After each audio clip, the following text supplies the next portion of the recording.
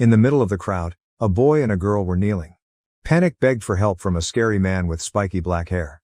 People around them whispered, saying that the children were being bullied or forced to perform dogeza, an act of extreme humility by bowing down to make an urgent plea. However, in reality that is not the case. That man was known as a reincarnator, someone whose soul had moved to another body. At least that's what he believes. He thought like that because every now and then, memories from his previous life came back clearly in his mind. And this world seems extremely similar to the setting of an extremely popular game called Bright Fantasy, a game he bought after watching his friend play. However, he himself had never actually played this game, so his knowledge about it was very limited. All he knew was that the game was a command-style RPG, where there were many female protagonists, and the player's choices can result in marrying one of them. This dazzling world is a world of swordsmanship and magic, and the game's default protagonist is named Asuka. However, the man the two children were begging for was named Gray, because of his cold and scary appearance. Often mistaken for a delinquent, Gray believes he has been reincarnated as a supporting villain in this game. Looking down at the two children crouching in front of me, cold sweat ran down Gray's forehead. He hesitated about what to do. Since his role in the game was unclear, he decided to become an adventurer. Every day, Gray goes to the guild hall, receives and completes countless quests. Adventurers in this world are ranked from D to A, each divided into smaller ranks such as D-, D, and D+. To advance in rank, you must pass predetermined challenges, along with complying with the clubhouse's rules. However, Gray doesn't pay too much attention to those small details. Thanks to his outstanding skills in various types of magic and swordsmanship, he quickly rose to B rank, an adventurer that can be proud of anywhere. However, Gray was not very pleased when he saw two children kneeling in front of him, making the people around him misunderstand that he was bullying them. The black-haired man tilted his head slightly, his cold eyes scanning the curious crowd, scaring them into leaving, before turning back to focus on the children. The two children still seemed to be pleading, wanting Gray to use his magic to treat a seriously ill family member. But how did it all lead to this? Before that, two children were on the street, trying to sell flowers to passers-by. However, they accidentally encountered an unsympathetic person who kicked the children with disdain. Immediately, Gray appeared and rescued the children by kicking the other guy straight in the face, knocking him down on the spot. Gray then uses magic to heal the children and says he will buy a flower from them. When recalling what he had done for the children, the black-haired man asked if the sick person was their parent or sibling. However, the answer surprised Gray. They say they have no real parents or family. The other patient is a friend of theirs. This makes Gray feel conflicted. Healing magic can heal wounds, but healing magic is only used by priests in the church. The two children continued to bow, causing Gray to decide that he would try to help them, even if he was not sure whether he could. He hoped that the potions he brought with him could help. The boy seemed about to say something regarding payment, perhaps explaining that they had nothing to pay. However, Gray quickly interrupted, saying that they could return it whenever possible. Hearing that, they both started crying, startling Gray. The two children explained that they cried because for the first time an adult treated them kindly. This makes Gray feel like he must treat their sick friend at all costs. They began to walk on the streets, and Gray introduced himself to the two children. In response, the shorter boy introduced himself as Isuka, and the girl was Fio. Hearing that name, Gray immediately realized the boy is the main character of this world. In the case of reincarnation as a villain, if one behaves according to the plot, the outcome will usually be death. The story is inherently about staying away from the main character as much as possible. But since Gray doesn't know much about this game, he has only one choice left. Act according to conscience, or in other words, do things at random. Even if getting involved with the main character could lead to his death, that's no reason not to help these two kids. Not because he wanted to die, but because he didn't want to continue living a meaningless life. Regretting not doing what he could, Gray followed the two children to their destination. Finally, they arrived, and Isuka entered the building to explain everything, leaving Gray and Fio standing outside. The girl began to speak, bowing her head again to thank Gray. But he said to wait until he could really help their family before thanking them, because he could just be a bad guy, plotting to enslave their entire family or do something equally terrible. Although the thought made Gray feel scary, Fio was touched that he listened to what the children had to say. She thought that, if Gray was really a bad guy, he wouldn't say such things. Gray looked at the girl and felt the innocence in her eyes. Still, he felt happy that at least, she chose to trust him. However, Gray's scary face made her think she had made him angry. He quickly reassured him that he was just thinking for a moment, making the girl breathe a sigh of relief and smile. Gray wondered if his face really looked that scary. But this isn't the first time I've heard this. because he inherently possesses a face like that. At this time, Isuka opened the door and invited Gray in to see his sick relative. Gray nodded, promising that he would do everything he could. Inside, another girl introduced herself as Ariamel, and said that the others were Nina and Lutz, and the one sleeping is Stella. As he got closer, Gray noticed something strange. He asked about the color of Stella's eyes, and was told that they were red. This confirms his suspicions. Stella is a vampire. Little girl Stella is probably a half-blood, half-human hybrid. And Gray wondered if the others knew that she had vampire blood. To reassure everyone, he explained to everyone that Stella was just malnourished. Gray knew that she would feel bloodthirsty when not provided with enough nutrition, but Stella did not attack those around her. This led him to believe that the solution was simple. Just provide her with enough food. Gray asked the children what they usually ate, but they only have very little food. Seeing that, he decided to provide food for them for a month. At first, the children seemed hesitant, but Gray insisted that this was the only way to solve the problem. At the end, the children thanked him profusely for his help. Gray turned and left, heading towards the market to buy food. If Gray left the children alone, he knew he would regret it. A strange smile appeared on his face as he thought about using the children for his own satisfaction. But deep down, he really just wants to protect them in his own way. On the way, Gray accidentally encountered another group of thugs. They tried to be friendly with him, asking if he was also keeping an eye on the children in the hut. The words made Gray's blood boil. He grabbed the bald man's wrist, broke the bone in just a split second, and then slammed his face into the ground. After that, he brutally beat the rest. While beating them, they threatened to throw them to the monsters to eat if they dared to touch the children. The fear on Gray's face made the thugs tremble. When he asked why they were bothering him, they stammered out an explanation that they thought he was just like them. The answer made Gray even angrier. He slammed the leader's face into the ground one more time before leaving. At the end of the encounter, Gray continued walking towards Bastoke City. Bastoke is a city located along a major road connecting the capital to another country.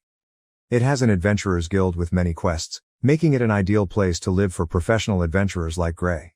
However, a large population also leads to the existence of many thugs and criminals.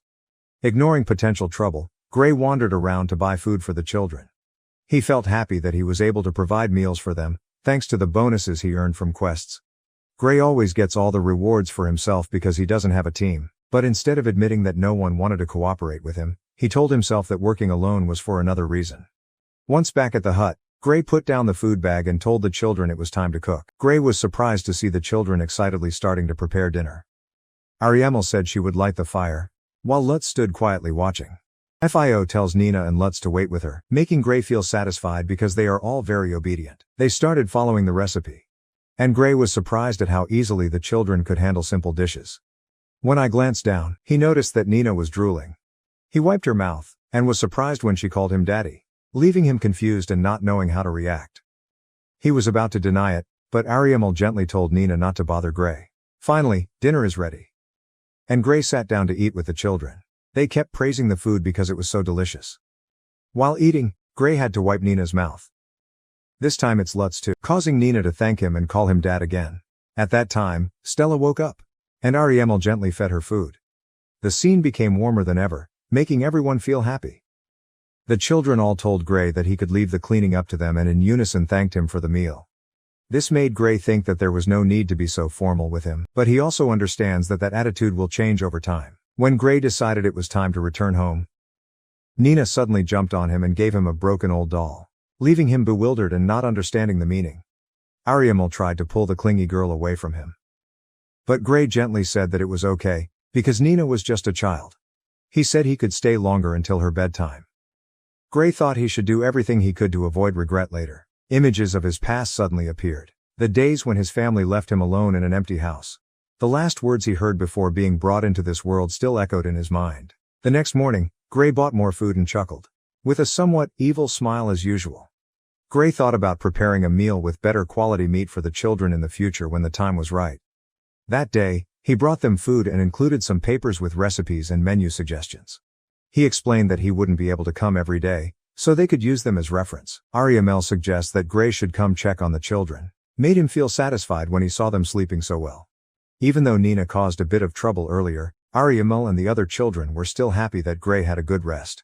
When he was ready to leave to earn more money, Gray waved goodbye to the children, with a carefully prepared plan in mind. However, somewhere else in the forest, an old orc was running wildly. trying to escape something it knows it cannot win. To orcs, humans are normally just livestock. But this time, all of the old orc's subordinates were destroyed by a single human. The person the orc was running away from in panic was Gray. With a cunning smile, he swung his sword and slashed through the trees. Continuously aimed at the old orc's sensitive area, causing the monster to fall into a state of extreme confusion. Gray attacked and sarcastically said that he needed some special parts to buy an item he wanted to own. Not long before, Gray had arrived at the Bastoke Adventurers Guild, standing in front of the quest board looking for a job to make money. That day, he discovered a mission to destroy the old orc and quickly accepted it. While at the guild hall, Gray heard some other adventurers whispering baseless rumors about him, even making up stories that he had committed every crime imaginable. But obviously that was a lie. If those rumors were true, his license to practice exploration would certainly have been revoked long ago. Suddenly, a man named Ganzus approached Gray, trying to pick a fight with him. This clearly did not satisfy Gray. Ganzus, the leader of the Blood Axe Party, believes that Gray is planning something involving the children in the slums. Furthermore, Ganzus seemed to feel annoyed that someone like Gray had the same B rank as him. Gray didn't hesitate to respond, telling the taller man that he seemed too complacent just because he achieved B rank, even though it took him 3 years to achieve it, while Gray did. Been a long time ago. He continued to hurl insults, causing Ganzus to lose his temper and try to attack Gray. However, some people around promptly stopped him. The people in the clubhouse still looked excited, seemingly wanting to see a battle happen, especially because they knew for sure that Gray would win. Gray walked up to the counter and told Sasha, the receptionist, that he wanted to accept the assignment. Sasha told him to wait at least until registration was completed to deal with Ganzus, but Gray insisted that he had caused the problem first. She looked over the quest and explained that it was from a village outside of Bastoke. But the bonus is not big because the people there are very poor. Sasha asked if he was planning on joining a group, but he immediately refused, admitting that even if he wanted to, no one would let him join. Gray then began calculating the fastest way to complete the task so he could get back to taking care of meals for Isekai and the other children. However, his thoughts were quickly interrupted by Sasha. Sasha thanked Gray and said that no one in the clubhouse team believed the rumors about him. This surprised Gray because it was completely unexpected. Actually, he is not a philanthropist. He accepted this mission mainly for the opportunity to gain benefits beyond the bonus. Specifically the orc gems, a key ingredient in the powerful stimulant drug. He could sell these parts at a high price to the nobles. While thinking about profits, Gray showed a cunning smile as he walked, causing Sasha to break out in a cold sweat, wondering what he was thinking. Upon arriving at the village chief thanked Gray for accepting the quest and introduced a girl named Marina to greet him. Gray, with his usual coldness, said that he would immediately go and exterminate the orcs. However, the villagers insisted that he rest first, because they had prepared a room for him. As Gray walked towards the arranged room, Marina stood in the distance, thinking about how the villagers had earlier begged her to stay with him for the night. They assumed that since she was the most beautiful person in the village, this could help ensure that the mission would be completed. Marina found it difficult to refuse, because the villagers raised her after she lost both her parents. Not wanting to disappoint them, she decided to go to Gray's room. Upon entering, Marina greeted Gray, but immediately stopped short of his imposing presence. Her body trembled slightly as she tried to explain that she would take care of him. That evening, Gray quickly realized what was going on and understood that the villagers were using Marina as a way to compensate for the meager bounty. It's true that there are many rude adventurers, but not everyone makes decisions based on vile desires like Ganzus. In fact, Gray had heard that Ganzus had never even had experience with women. With a decisive attitude, Gray said that there was no need to do so and that he would still complete the mission. He wants to help the villagers be able to hunt in the forest again and resume their normal lives. Marina, after calming down, wished Gray good night and left. In my heart I think he is a kind person. The villagers were confused until she explained that Gray had refused their arrangement but still promised to complete the mission as accepted. The next morning, Marina prepares breakfast for Gray, and returned to the room to apologize for last night. Gray said there was no need to apologize, then ate breakfast and thanked her. When he was about to go on a mission, Marina says everyone is counting on him. Gray just waved and walked away. That is the reason leading to the current situation. The old orc didn't understand what Gray was saying, but the only thing it knows is that it needs to run away. However, Gray is faster. He cut off one of the monster's arms, coldly telling it to say its last prayer. Just asked which part of his body he wanted him to take first. Before the monster could respond, Gray finished it off. He quickly cut out the necessary parts. Gray stored all the items in a magical bag, which he had acquired while in an adventuring party. This bag eliminates the need to carry the monster's ingredients yourself. though collecting them still made him feel a little creepy. On the way back to the village, Gray was welcomed by everyone and thanked him for what he had done. To prove that the mission was completed, he took out the old orc's head as proof. But that frightened and confused the villagers, so much so that they asked him to put it away immediately. Marina ran over, asking if he could stay one more night, but Gray refused the offer because he needed to return quickly to Bastoka. His refusal made Marina a bit disappointed as she watched him walk away. Gray boarded a carriage and returned to the city. With his savings steadily increasing, he believed he could start implementing the plan. That plan is to build your dream house. Until now, he had been living in an inn, but it was time for him to settle down. The thought that the gems from the old orc would significantly help his plan made him smile cunningly.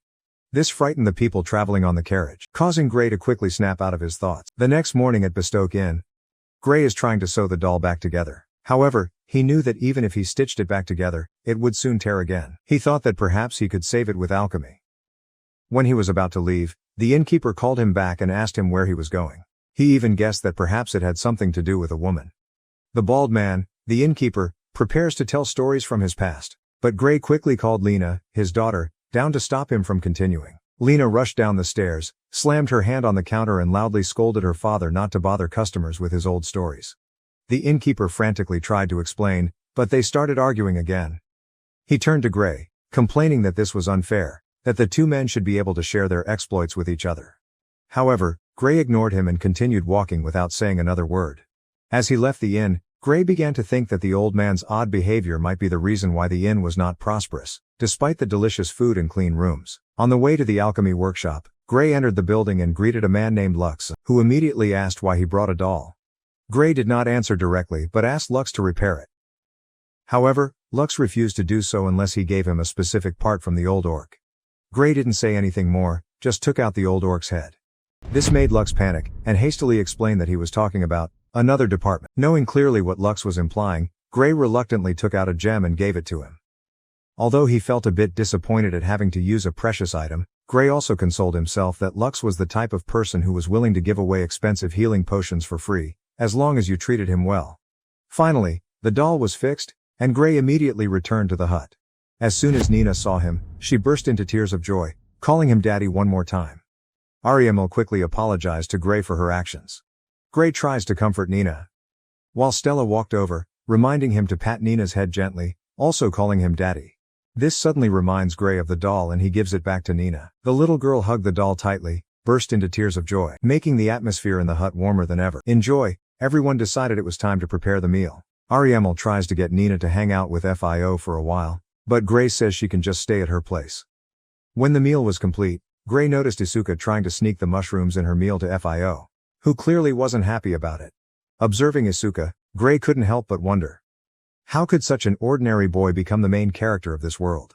Gray decides that he will use his power to support Isuka, but at the same time still want the children to be able to continue living their days peacefully, if possible. He gathered everyone's attention and asked if they wanted to live in the house he planned to buy. The question made all the children surprised by his kindness. Especially when you're asking all of them. Everyone seemed happy with this idea. And actually, he hadn't planned this in advance. He just didn't have the courage to say goodbye to them after a month of being together. Gray felt relieved that his suggestion didn't upset anyone. Ariamel said on behalf of everyone that they were very grateful to him.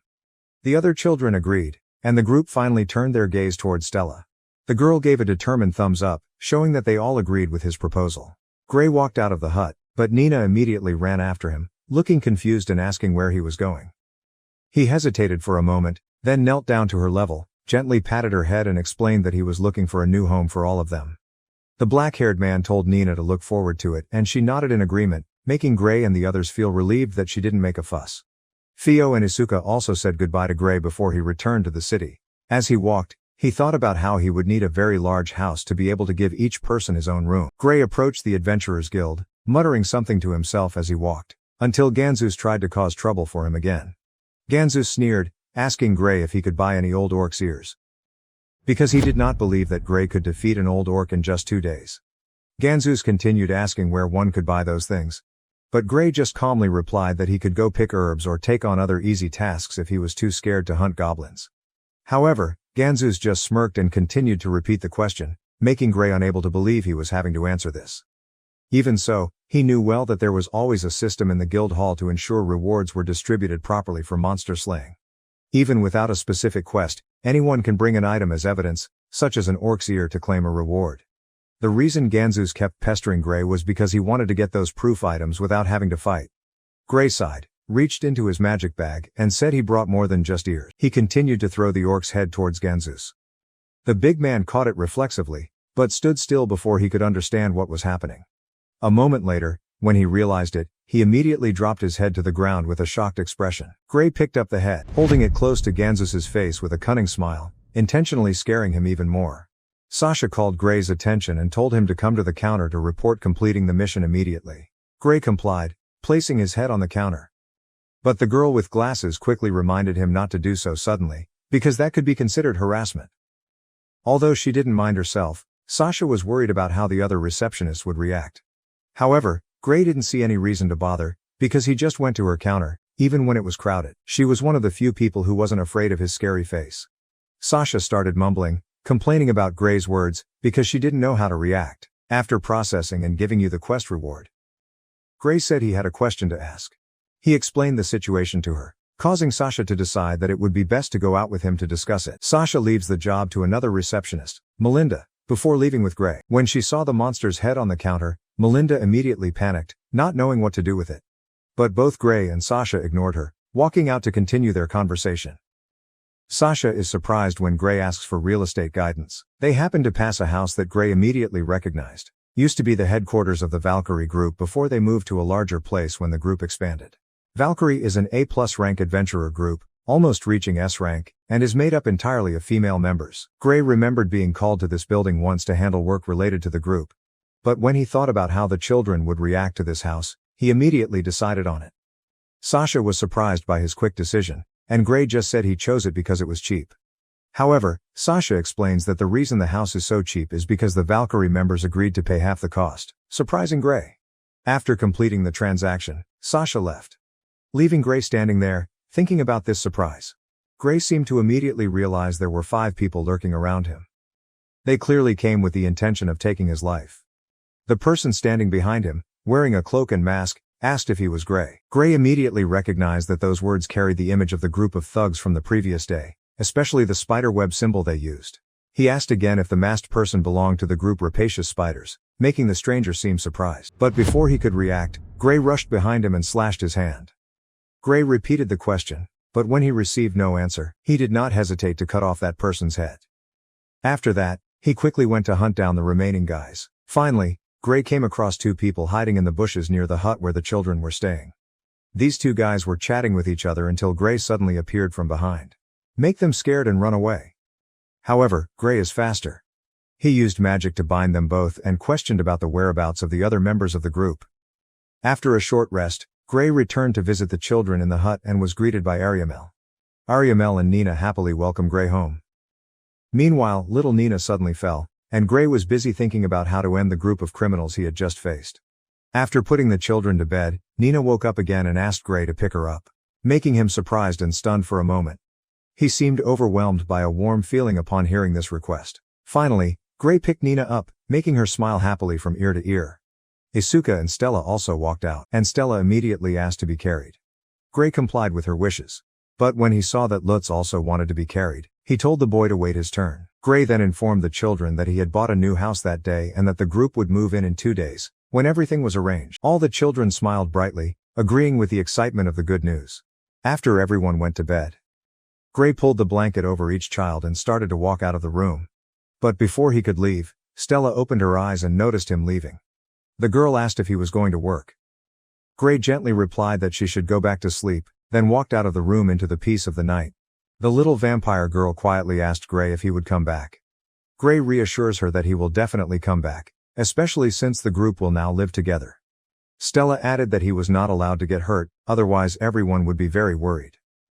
As Gray prepared to leave again, Stella added one last thing, asked him to tell everyone at some point why he became their father. Gray agreed and walked away, feeling surprised because she could see through his mind. Gray returned to the 2 thugs he tied up. They cowered in fear when he appeared, and Gray coldly said that he was counting on them to lead the way to their group's lair. On the way, Gray thinks about how he will have to work hard for his new life with the children. Finally, The two thugs lead Gray to a building with a guard standing in front of the door. When they arrived, they began to beg Gray to release them, promising that from now on their lives would change. Gray coldly said that the two thugs had thrown away their chance of survival by daring to sneak around near the hut. Without hesitation, he finished them off, because letting them live would be a potential threat to the children's lives. He headed towards the building, where two guards stopped him and asked who he was. Gray replied that he was an adventurer, but quickly refuted his own answer and asked directly if they were members of the rapacious spiders. The two guards glanced at each other, seemingly giving some sign. But before they could do anything, Gray quickly cut off both of their heads. He always chooses to attack the head, because it is the quickest and most effective way to kill, while also ensuring that the corpse will not become undead. Gray realized he should limit his use of magic, because it could cause unnecessary trouble in this situation. Gray entered the building, knowing that if anyone in this organization possessed magic detection skills, it could cause trouble. But that didn't stop him from continuing his work. He suddenly appeared before the members of the organization, and without hesitation, he took turns beheading them one by one. Heading down to the basement, where they were believed to be their lair, Gray took a while to reach the room believed to be the leaders. From the shadows, a large man stepped out, claiming to be a former B-rank adventurer and promising to teach Gray a lesson. But whether this was true or not, Gray still quickly finished him off. When an assassin tried to attack him from behind, Gray easily dodged. At the same time, I wonder why this organization trains such weak people. In the hallway, he recognized one of the thugs he had defeated before. That guy tried to run away. But Gray kicked him down and asked him to show the way to the leader's room. The bald man pressed a lever, activating a trap, but Gray quickly escaped unharmed. With an annoyed look on his face, he finished that guy on the spot and continued his mission. Gray finally encounters the leader of the organization, who looked at him with suspicious eyes and asked what he was to the children. Gray paused for a moment, then decides to call himself their father. The answer left the leader, with a spiderweb symbol on his face, confused. He said that Gray had clearly lost his mind, but Gray only replied that he didn't have much time and needed to end everything. He told the long-haired man to apologize to everyone he had harmed in the afterlife. The leader tries to say something, seemingly important information about the children, but Gray kills him before he can finish. The next morning, Gray woke up in a surprised state to see Nina and Stella sitting on the bed. Pat gently to wake him up. They both started squeezing and poking his face, making him unable to help but feel helpless in front of the children's mischief. Ariamel tried to advise the two girls to let Gray sleep a little more, but he decided to wake up anyway. Finally, the whole group started chatting with each other in a warm atmosphere. News about the organization of rapacious spiders, a large group with many powerful warriors, was wiped out overnight and quickly spread. The innkeeper and his daughter, Lena, heard that all members, including the group's leader, were killed with their heads severed. This became a hotly discussed topic everywhere. When Lena went out to buy things, the old shop owner commented that other criminal groups would probably be scared, not daring to do anything wrong for fear of becoming the next target of that person. However, Gray wanted to focus on the fact that he had been living at the inn all this time. Lena couldn't believe that Gray would leave, because he had been here so long that she felt like he was a part of this place. Gray remembered the first time she saw his face. At that time, she was very scared because of his appearance, although now she doesn't remember anything because she was too young then. The old innkeeper laughed when thinking about that. The owner told Gray that if he needed anything, to come back and find them. His kindness made Gray, although usually cold, unable to help but smile slightly. The next morning, Gray returned to the hut where the children were preparing their things. He looked at them and was about to say that they were going to buy new clothes today, but then realized that they'd better go to the public bath first. The idea of a bath gets the kids excited. Upon arrival, an old woman at the public bath greeted them, and Gray immediately asked to rent separate baths for men and women. Fio prepares to say a temporary goodbye to Gray. Nina asked him if he was going with the girl group or not, making the whole group laugh. Ariamel quickly explained to Nina that Gray was a man, so he couldn't go with them. After that, they split up and went to two separate bathrooms. In the men's bathroom, Gray appeared pleased as he washed Lutz's hair. On his face was a slightly cunning but satisfied smile.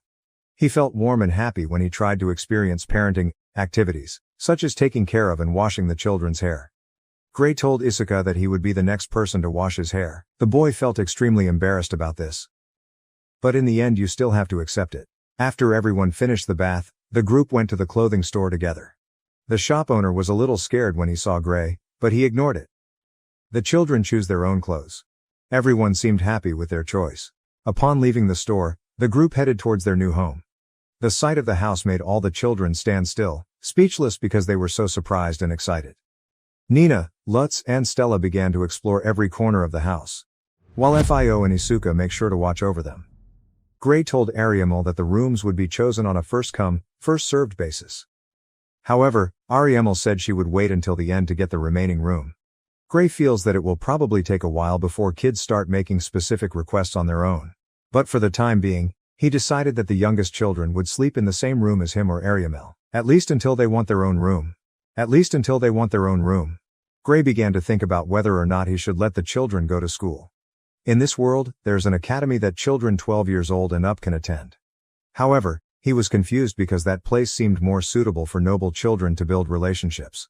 Gray told himself that if the noble children did anything detrimental to his children, he would definitely take action. He also remembered how the person he had killed before seemed about to say something important. While he couldn't deny that he cared about the children, he felt that getting to know them better would come more naturally over time. Regardless of the children's circumstances, Gray was determined to always support and protect them. As he was getting ready to go to bed, Ariamel, Fio, and Isuka knocked on his door. Looking shy, the three admitted that they still wanted to sleep together, because that was what they were used to. Gray didn't say anything more, just spread the blanket and futon on the floor, letting everyone sleep in the room. The night passed in peace. After living in their new house for a while, Isuka, Fio, and Ariamel finally got used to sleeping in their own rooms. One peaceful morning, Isuka was still lying in bed, sleeping soundly while birdsong echoed outside the window. However, the silence was quickly broken when Fio ran into the room and yanked Isuka's blanket, loudly calling him to wake up. The girl scolded that everyone had already started eating breakfast a long time ago. It's been almost a month since the group started living in their new house, and Gray has gradually learned more about the children. He discovers that Isuka is not a morning person, while Fio is very responsible. Nina always eats a lot. And Stella is extremely fond of sweets. However, both Nina and Stella are quite picky eaters, and often try to push foods they don't want to eat to Gray. He couldn't help but laugh at the children's adorable habits, even if they sometimes gave him a headache to deal with. Gray thanks Ariamel for cooking breakfast, and he recognized the paper she was looking at. When he asked, she explained that it was a copy that she had made herself. Gray couldn't hide her surprise and impression when she learned that she could read and write, something rare for children in this world. Putting down the formula, he announced to everyone that he was going out. As he walked through the door, Gray saw Lutz staring intently at a cat. He told the boy to greet the cat on his behalf, causing Lutz to nod slightly. Lutz and Fio waved goodbye to Gray. He noticed that Lutz wasn't talking at all, something the group still didn't understand why. But there are many things that people don't know about each other. Gray continues his goblin slaying work as usual, but his life is very different now. Previously, he only returned to the inn to sleep or prepare for trips. Now, he only takes on tasks during the day, and his mind only focuses on completing them quickly so he can return home to the children soon. When Gray returned to the clubhouse to receive his reward, Sasha commented that he had been looking restless lately, to the point of not paying any attention to Ganzus. Gray was surprised when she noticed that, and he asked if Ganzus really bothered him. Sasha confirmed that yes, and that it happens every day. Sasha even pointed out that Ganzus was standing right behind him at that moment. But Gray just ignored him and returned home. On the way, he stopped by the market. Buy 7 donuts for the kids. When walking through the city, memories of my past life suddenly rushed back. He remembers the days when he left school and his friends to return to an empty house. Every time he walked through the door, his smile faded when he saw 3 photo frames standing quietly on the table near the door. His family has been gone for a long time, but he still keeps the habit of greeting photos as a meaningless ritual, because he cannot let go of that memory. However, those sad memories quickly disappeared when he arrived home. Seeing Nina and Lutz playing happily in the yard. When Nina and Lutz recognized Gray, they both rushed to him with bright smiles, happily welcoming him. Gray lifted them up and held them tightly in his arms. Ariamel also noticed him. Happily came up to greet him, and at the same time took the paper bag from his hand. She asked Gray if he wanted to eat now or take a shower first. Gray says it's best for everyone to eat first. At the same time, he explained that the bag of cakes he brought was for everyone to share later. Ariamel sighed, reminding him that he should only buy such sweets occasionally, because it was not good for the children's health, especially Stella, who often skipped dinner just to eat sweets. Gray agreed and commented that Ariamel seemed to act more like a mother to the children than a big sister. The group entered the house and sat together at the dinner table. However, Isuka and Fio seemed to be preparing to say something important to Gray. The two caught his attention, with serious expressions, and said they wanted to be explorers. They begged Gray to teach them swordsmanship and magic. This surprised both Gray and Ariamel. Ariamel immediately disagreed, asking where this idea came from. FIO explains that they also want to be useful to the family, not just sit and receive care from Gray. Gray realized that they were both probably feeling guilty about always being in the receiving position, while he had never expected anything more than the joy of being a family. He said that he did not oppose their wishes, because he was always ready to support them all. However, he advised both of them to put that idea aside for now because everyone had to go to sleep now. Gray pondered Ariamel's objections, assuming it stemmed from concern for Isuka and FIO. This is not surprising, because exploration is always potentially dangerous, and anything can happen. But for that reason, Gray feels the need to help Isuka and FIO practice their skills, so they can protect themselves and support other children if something bad happens to him one day. However, Gray has no intention of dying, because he does not want the children to experience the pain of losing their family a second time. Gray's thoughts were interrupted when Stella called out, "Father." He turned to the girl, wondering if she was calling him or her biological father. The vampire girl started talking about something that could cause a transformation, making Gray confused and curious about the meaning of those words. The next morning, Gray and the whole family had breakfast together. The black-haired man clasped his hands as if in prayer and thanked Ariamel for the meal she had prepared. The girl smiled back. Nina imitated Gray's actions, muttering words of thanks even though she couldn't speak clearly. Meanwhile, the other children immediately started eating happily at the table.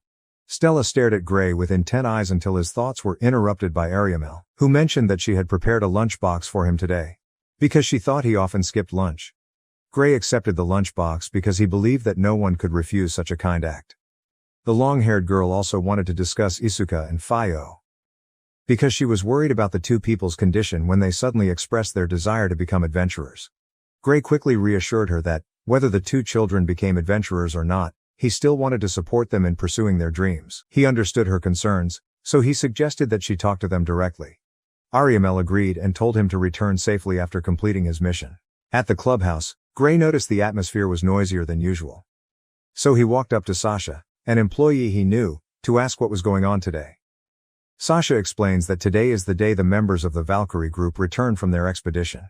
She mentioned that they had cleared a dungeon that no one had been able to clear before, and that a notice about this had been posted on the board days ago. Gray was surprised to realize he hadn't noticed such important information, making Sasha just sigh. Before leaving, she told him to line up at another reception today. Just before leaving, Sasha pointed at Gray and emphasized that he could no longer submit the monster's head. Melinda, who was clearly still haunted by the previous incident, burst into tears and begged for sympathy. While standing in front of the quest board and reviewing the requests, Gray thought about how it had been several years since he had set foot in a dungeon. But all the dungeons he could be interested in seemed to be full of troublesome monsters. In this world, among the monsters, there is a small possibility that an individual will be born with a special ability. However, most of the time, there is no way to know what those abilities are until confronting them directly. For example, there may exist a goblin that is completely immune to magic, but other than that, it is still just a goblin and can be killed by a simple physical blow or fall from a great height. Similarly, if a monster is an excellent archer but uses a stick as a weapon instead of a bow and arrow, even novices can defeat it. It doesn't matter how strong a monster's abilities are if they aren't aware of their power or use it effectively, it won't do them any good. But if such a monster knew how to take advantage of its special abilities, it would definitely be a serious problem.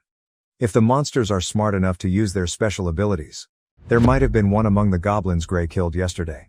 He felt that there was one that seemed unusually fast.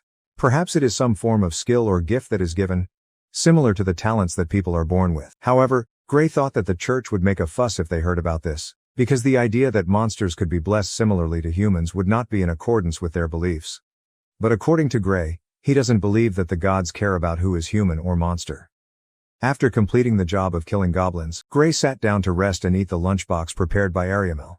He prayed before the meal and soon realized how delicious the food was. The black-haired man realized that Ariamel was not only good at housework and cooking, but also very beautiful.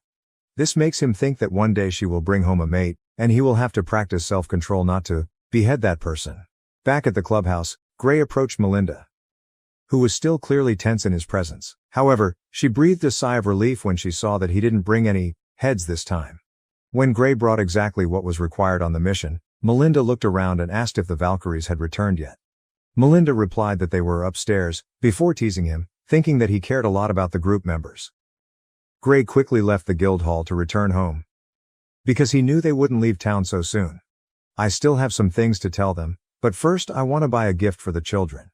However, Gray also knew that if he did so, he would be scolded by Ariamel. Upon returning home, Gray complimented Ariamel that the lunch she prepared was delicious. The girl was overjoyed and promised to make another meal the next day. The two entered the house as night fell, chatting together until Gray heard a knock on the door. Gray opened the door with a confused look at the knock and noticed two members of the Valkyrie group standing in front of him. These two women are Emilia and Kasha. Both are A+ rank adventurers of the Valkyrie group. It seemed they recognized him, because they greeted him by name. Emilia explains that Melinda told them about him leaving the clubhouse early without staying to say hello, causing Gray to silently sigh at the enthusiasm of this female employee. Kasha chimed in, asking if Gray was going to invite them in, but at that moment, Ariamel stuck her head out, asking if she needed to make tea for the new guests. The two women looked surprised by Ariamel's appearance, leaving Gray confused by their reactions. However, he still invited them into his house, and the whole group sat together in the living room. Isuka asks if they are Gray's friends, and he replies that they were in the same expedition team. This causes Isuka and Fio to look at him with admiration. Ariamel brings tea to everyone, while Nina and Stella crawled on Gray's body, clinging to him, confusing him. Ariamel explained that the two girls were afraid they would be taken away by these women, which made Gray feel strange. Although Ariamel tried to coax the two children down, they both refused. At this time, Emilia spoke up and asked who these children were. Gray immediately replied that they were his children. Surprising the two women, Emilia immediately looked at him with stern eyes, demanding to know who the children's mother was. Her cold gaze and overwhelming aura frightened Nina, causing her to rub her face against Gray, insisting that he was her father. Kasha tells Emilia not to be too aggressive, because she is scaring the children. At the same time, Kasha appeared calmer, not hastily drawing conclusions. She turned to ask Ariamel how old she was. Upon learning that Ariamel was only 13 years old, Kasha realized that if it was as Gray said, he would have had a child while he was on the team with them. In addition, the only person Gray had dated at that time was Emilia, making the girl feel confused and quickly stopped Kasha from continuing. The conversation continued when Kasha suddenly asked if Stella was a vampire. The question made the black-haired girl nervous, but Gray reassured Stella before sighing, preparing to explain everything to the two women. Gray started telling everything from the beginning. When he finished, both Emilia and Kasha calmed down, accepting that this was what could be expected of him. Although his appearance is somewhat fierce, Gray is always willing to help others. However, Gray also had a few questions for them. He was curious how the Valkyries knew that he was going to buy that house. They explained that the clubhouse had been informed that the Valkyries would pay half the cost of any house he purchased as a team home. Although grateful, Gray still couldn't help but feel confused, until Emilia explained it more clearly. She said that buying a team house implied that he was planning to form an expedition group. In that case, the Valkyrie team would like to consider your new team members. Because in the past Gray was very determined not to join any other groups. When they went to check, both Emilia and Kasha were surprised to see 6 children. Gray agreed with their comments. But the conversation was interrupted when the two girls looked tired. Ariamel put them to sleep despite their complaints and quickly put them both to bed. This causes Gray to comment that Ariamel is actually very trustworthy. Kasha laughed, teasing that it was interesting that he called her child, while Ariamel had the appearance of a dutiful wife. But the group decided that that was enough conversation for this evening. As he saw the two women out the door, Gray offered to take them home, but Emilia refused and asked if he had forgotten who he was talking to. She reminds them that none of the thugs in town can pose a danger to them. Kasha smiled softly, feeling reassured that Gray seemed to be the same as before. She mentioned a criminal organization that was wiped out about a month ago, with all of its members beheaded. Emilia continued, explaining that thanks to that, the current order situation in the town was very good, and this was all the more reason there was no need to worry about their safety. Gray nodded in agreement about the criminal organization being wiped out. At this moment, Ariamel walked to the door, asking if the two women were planning to leave. Emilia apologizes for staying late, but Ariamel smiled cheerfully, saying there was no need to apologize, for any friend of Gray was welcome at any time. Ariamel's words made Emilia feel slightly uncomfortable with the way she was called friend, because she still clearly remembered her past relationship with Gray. A confused Ariamel wondered if he had made a mistake, but Kasha quickly dismissed the conversation and said they were going home now. Gray felt confused about the situation, but Ariamel guessed that perhaps the two women had come just to see how he was doing, because they really cared about him. The next morning, Gray prepares to say goodbye to Stella before leaving for the day's mission. Nina waved and told Gray to come back soon, because clearly the children would miss him, even if only for a short period of time. Ariamel quickly walked over, reminded him that he had forgotten the lunchbox she had prepared for him today, and told him to be careful and have a good day. When he turned around, Gray saw Isuka and Fio practicing swordplay with the large, sturdy sticks they found. He reminded the two of them not to over-exercise. Fio also said goodbye, while Isuka said that next time he should teach them a little about magic. However, Gray quickly reminded them in a stern voice that they should learn how to read first. Before doing anything else, Gray realized that Ariamel could also teach Isuka and Fio how to read, and this would provide a good opportunity for the three to talk to each other. Having a family send him off like that was a luxury he never thought he would have. This is more precious than any lavish meal or treasure. Gray feels like he can do anything to protect this life. A stream of energy flowed through his body that he called Father Power, making him smile cunningly, even though he had no evil intentions in his heart. At the Adventurers Guild, Emilia and Kasha were there to meet him, and both apologized again for what happened the previous night. Gray said everything was fine and thanked them for worrying about him. However, it seemed like they weren't the only members of the Valkyrie present. Another member approached to greet Gray, ending the greeting with the letter V, which stands for victory. Gray immediately recognized her as Halsaria, but the woman quickly turned to Emilia and said it was time for them to go, since everyone seemed to be talking about it. Gray was surprised to learn that they had accepted another mission so soon after returning. However, Emilia explains that they did not actually receive a new mission, but were only summoned to meet Lord Bestoke that day, as he wanted to hear the full story of the Garden Dungeon. Hearing that, Gray laughed and expressed concern about what happened in that dungeon. The leader of the Valkyrie decided that Gray might also know about the dungeon and began blushing and stuttering heavily as he tried to invite him to lunch. But Halsaria pulled her away before she could finish her sentence. Melinda curiously asks if Gray is on good terms with Valkyrie. He replied that they had known each other for a long time. After that, he left the guild hall to go on his next mission, thinking as he went that if he said that they had been in the same exploration group, Melinda would definitely ask for a lot more details. The reason the old group disbanded is not a big deal, but Gray still doesn't want to bring up the past. His previous exploration group was called One Blade, which consisted of 6 members. Emilia, the swordswoman, Kasha, the healer, and Gray, the magical swordsman, along with their leader and 2 other members, were once a powerful group. When operating in another country, their ranks progressed smoothly, but at the same time troublesome obligations also increased. This may be the reason Lord Bestoke wanted to meet with the Valkyries, perhaps to build relationships with future adventurers who could potentially reach S rank. Thinking in terms of benefits, this would generally be beneficial to both sides, but Gray doesn't know how Emilia and the other members feel about this. Gray felt curious about the Garden Dungeon and decided that he would need to talk to them more about it when he had the chance to invite them to visit again. He thought Isuka and Fio would be excited to hear about it, even if Ariamel might have mixed feelings. But if the reason Isuka and Fio said they wanted to become adventurers was really because of him, Gray knew for sure that he wouldn't be able to hold back his tears. After finishing lunch, Gray stood up and was surprised to feel his stomach more tense than usual. He realized he was starting to gain weight, which wasn't a bad thing, but it made him realize that his current life is really comfortable, accepting simple quests and eating delicious food every day. He wondered what he would have for dinner tonight. At the guild hall, Emilia was also present and realized that Gray had accepted an easy mission, based on his early return. This made her think that he did it for the children. Gray admitted that was partly true, but he curiously asked if the Lord had not invited her to the dinner party. Emilia replied that he had invited him, but she refused to dine with a nobleman. She explains that the main topic is not about the Garden Dungeon, but is actually about something else. A hero has been chosen by a prophet in another country, and the Lord wants to deploy a group of Valkyries as companions of that hero. Gray is surprised to hear about a chosen hero. Emilia clearly understood the Lord's intentions when he proposed the Valkyries, an all-female group, as potential candidates for the position of the hero's bride. Kasha immediately reminded Emilia to stay calm, told her to sit down, and said that they should go see the Lord. Kasha drags Emilia along, while Gray secretly hopes that Emilia's refusal of the country's request will not have any serious consequences. However, Gray was still confused, because he thought that Isuka was the hero in this story. It made him wish he had more knowledge about the game this world was based on. When he returned home, he was relieved to see that Isuka did not seem to be a hero. Gray's thoughts are interrupted when Ariamel says that the 3 children have something to show him. Lutz, Stella, and Nina took turns showing off their drawings, causing Gray to almost collapse to the ground from overwhelming emotions. The children wondered if he was unhappy, but Gray quickly reassured them, hugged them tightly, and said that he was really happy. He thanked the children and said he would go buy picture frames that were resistant to all types of magic, silently vowing to be a great father to them. Another new day begins, and everything seems as normal as ever. However, Ariamel seems to be wondering and worrying about Isuka and Fio.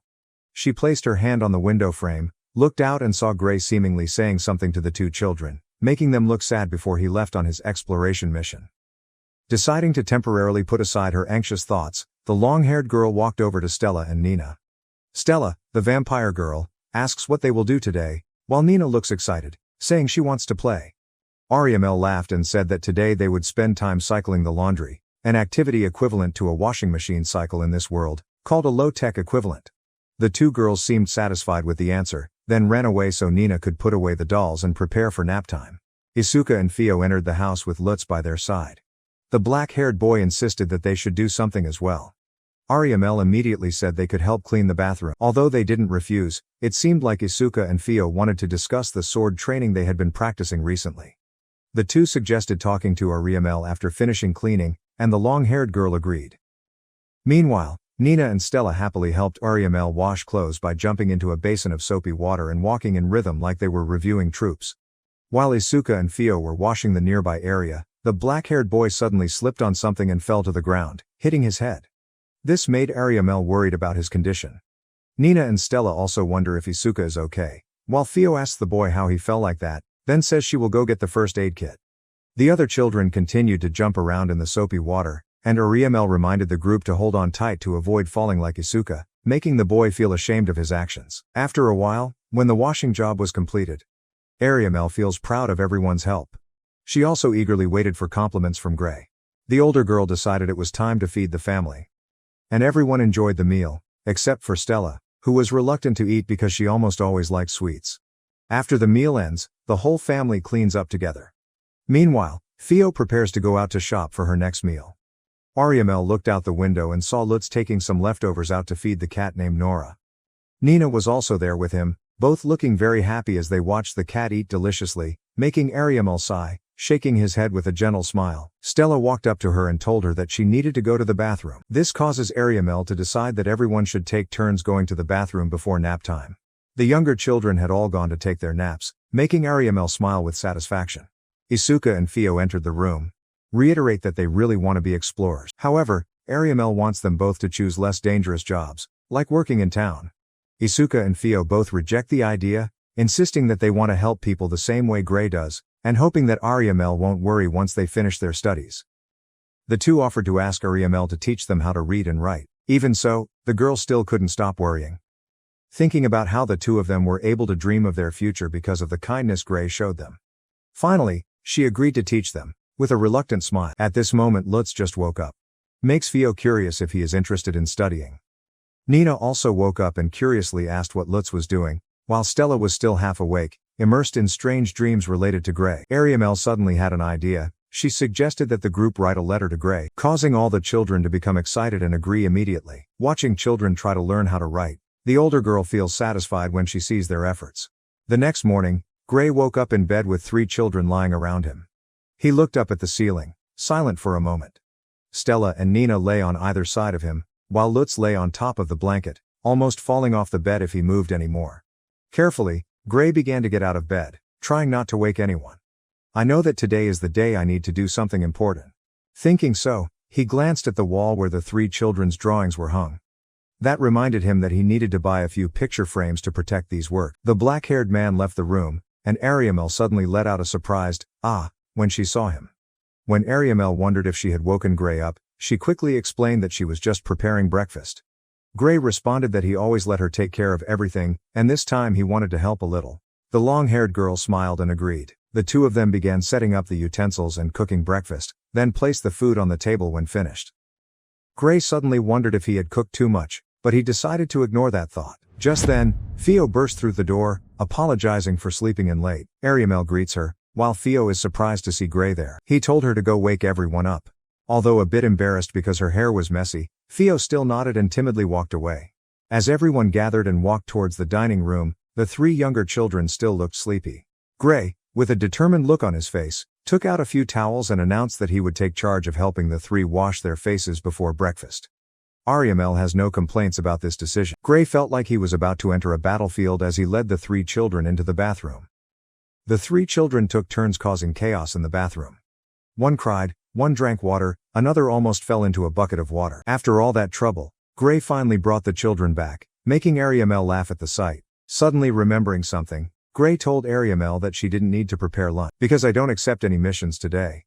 Instead, he wanted to take the whole family out to lunch. Hearing that, the little children immediately became excited. Stella cautiously asked if she could come along, and Gray gently patted her head, affirming that of course she could go. He understood why Stella was worried, because she probably thought people would look at her strangely due to her vampire blood. But Gray told himself that if anyone dared to show such an attitude, he would deal with them without hesitation. The black-haired girl, Stella, seemed satisfied with the situation. But Gray suddenly remembered an earlier conversation with Halsari. As the family was preparing to leave, a city guard approached and said that they received a report of someone who looked like he was planning on dealing in goblins, as he was caught talking to a goblin. Hearing this, Gray was confused by this description, but he secretly wondered if this guard would cause him trouble again. In fact, he feels like he's the reason people look at his family strangely, rather than because of Stella and her vampire blood.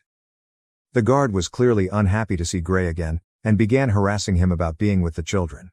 This makes Gray feel tired, because he is always prejudiced because of his fierce face. The soldier asked whose children these children were and said that their parents must be worried. But Gray calmly replied that he was the children's father, confusing the soldier, because the children are not the same at all. However, Gray tries to explain that there are biological families whose members do not necessarily look alike. When the soldier started asking about Stella, Gray's demeanor immediately became defensive. The soldier reminded that their mission was to maintain order, but his words were interrupted by Ariamel, who had attracted everyone's attention. Ariamel strongly asserts that Gray is telling the truth. And these children are his children. She emphasized that it was absolutely not a soldier's business. The younger children clung tightly to Gray's legs, while Isuka and Fio stood in front of him, guarding as if they wanted to confront the soldier. However, Gray realized that this scene made it look like he was bullying the guards, even though that was not the case. The last soldier sighed and told Gray and the group to leave, because they don't want to have anything to do with anyone, especially people in such a ragged condition. Ariamel blushed as he realized he had lost his temper a bit, but Gray thanked everyone for standing by his side. Thinking that helping these children was the best decision he ever made, Gray and the group headed to the old inn where he used to stay. Lena and her father were surprised to see Gray enter with 6 children. Gray asked if they were too surprised. Both replied that it would be more strange if they weren't surprised, because the image of Gray appearing with 6 children, 3 of whom were clinging to him, is truly rare. Gray calmly said that there was nothing strange. The older man scratched his head, thinking that he bought the house to take care of the children, but Gray just laughed and said that was only part of the reason, the rest was simply because the timing was too suitable. The bald man laughed and said that Gray had just done something completely inconsistent with his fierce appearance. Lena went to prepare food for the group, and Ariamel quickly asked for the recipe. Gray wondered why this time the food was more delicious than usual. Lena's father explained that eating with family always makes food more delicious. Hearing that, Gray thought that maybe this was the reason why he had started gaining weight recently. Meanwhile, Lena's father feels more proud of himself and tries to suggest that Gray should come to him if he needs advice, even though Gray doesn't think that would be the best idea. A few days after that family outing, Ariamel as usual told Gray to have a good day, with the children wishing him the same. However, today, the long-haired girl seemed happier than usual. When Gray asked if anything good happened, Ariamel revealed that she will go shopping with Lena today. She also told Nina that they could play again another time. Gray felt happy to see that Ariamel and Lena had become good friends. That evening, Gray began to wonder what would be for dinner tonight. While walking, he happened to meet Lena's father. He mentioned that the 2 girls, Lena and Ariamel, were getting along well and were currently shopping nearby. However, at that moment, both men realized that Lena and Ariamel were being approached by 2 boys who were clearly trying to flirt with them. The expressions of Gray and Lena's father immediately became scary as they both approached, silently standing right behind the 2 girls. With a threatening tone, they said they would have a long conversation with these 2 guys. This made the 2 boys immediately feel scared. Lena and Ariamel were completely surprised by the actions of the 2 men. They were told to go home first and prepare dinner, while Gray and Lena's father dragged the 2 boys away, taking them into a nearby building. The 2 boys were warned never to do that again. They appeared extremely frightened, constantly pleading that their organs and families would be safe, leaving Gray and Lena's father confused by this strange reaction. After that, the 2 boys ran away from the building, still apologizing. When he went outside, Gray saw Ariamel waiting for him, which surprised him quite a bit. Ariamel bowed his head and apologized for causing trouble, but Gray said there was no need to do so. However, the girl still felt guilty and tried to say something, but Gray quickly interrupted. He said that seeing her happily hanging out with Lena made him feel very satisfied. Speaking of this, Gray seemed embarrassed because he became too emotional. He scratched the back of his neck. Gray went on to explain that seeing Ariamel and Lena happily together made him happier than anything else, and her trying to suppress her emotions only made him feel more uncomfortable. Therefore, he wants to spoil everyone a little more. As soon as he mentioned the name Lena, Nina thought she was being called, so she ran to Gray, causing him to pick her up. Gray smiled and said that Nina always liked to be pampered. Then told her he would pamper her a lot. This made the girl happily hug him tightly. At this time, Stella and Lutz also ran over, saying they also wanted to be hugged. Gray bent down, picked up both children, and hugged them tightly. After that, he walked over to Isuka and Fio. Although they both seemed shy to receive a hug, Gray didn't ask and hugged them naturally. Ariamel walked closer and hesitantly asked if she could receive a hug. Gray said nothing, just raised his hand invitingly. Finally, he pulled everyone close, giving everyone a big hug. During another day on the town, Gray is going about his routine when he runs into Lena. She waved goodbye to him and told him that there was a rumor spreading that if anyone dared to bother her or Ariamel, two dangerous people would appear and kidnap them. Still, this rumor seems to have helped put an end to the boys trying to flirt with them, causing Lena to thank him. Gray was confused, not knowing how to react, because he always thought that he and Lena's father were model citizens and certainly did not kidnap anyone. When she returned home, Isuka was practicing swordplay with Gray. But he had difficulty because he always closed his eyes when swinging the sword. Gray remembers what Ariamel once told him about how she asked him to teach Isuka and Fio how to use swords. She explained that they both worked very hard with housework and learning to read and write. Though she still didn't completely agree with the idea of them becoming adventurers. Learning magic will have to wait until Isuka and Fio master reading, because without a solid grasp of the basics, learning magic will be useless. Gray also emphasized that he has nothing to teach those who are not serious about learning. He explains that there are many people who want to study but never get the chance, so those who are lucky need to take advantage of every opportunity they have.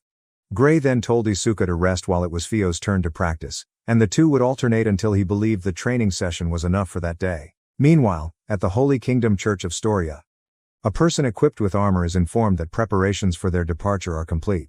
That person was asked to wait while the carriage was being prepared. However, a man wearing glasses was dissatisfied with the boy, because he thought that taking care of such a melancholy child was troublesome.